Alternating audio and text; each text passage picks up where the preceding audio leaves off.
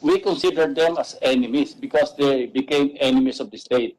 Now, I'd like to ask you point blank.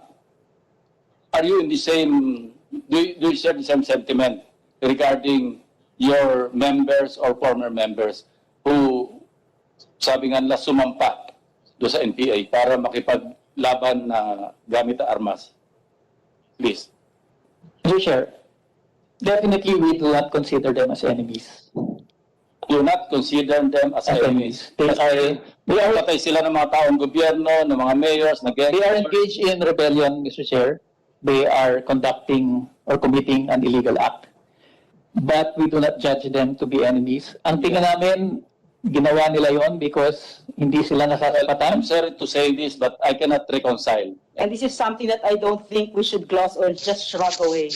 Seryoso po ito, hindi po pwedeng maliitin na ang mga kongresista mismo ay ayaw nilang kondenahin ang dapat kondenahin ng kahit na sinong Pilipino, lalo't lalo na inihalal ng ating ng mga taong bayan. Iba na ito kasi laban ng giyera na ito at nagpapatayan na. And that's why I was surprised doon sa sagot ni dating Congressman Teddy Casino na hindi nila pwedeng i-denounce